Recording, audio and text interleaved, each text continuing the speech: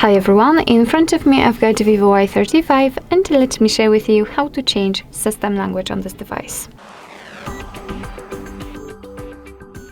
So first of all we have to enter the settings, and now let's scroll down to the very bottom to find the system.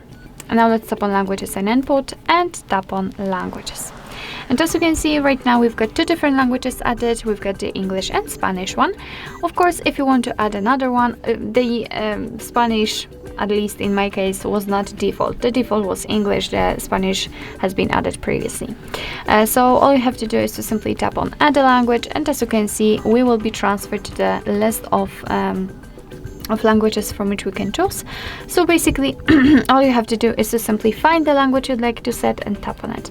So let me pick Turkish, for example.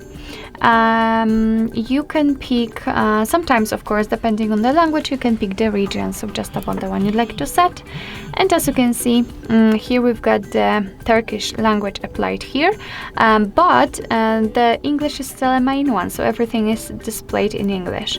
So in order to actually change the language, we have to tap on it, hold it and drag it to the very first position, because the language which is set on the first position is set as a default. And as you can see, within a second actually everything will be displayed in the chosen language, in my case Turkish. So let me show it to you again. Let's go back to English. Let's tap on English, tap on it, hold it and drag it to the first position, and as you can see it will be immediately applied.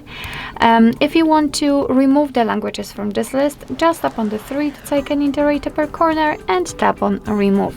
Now let's mark the languages you'd like to delete and the trash bin icon.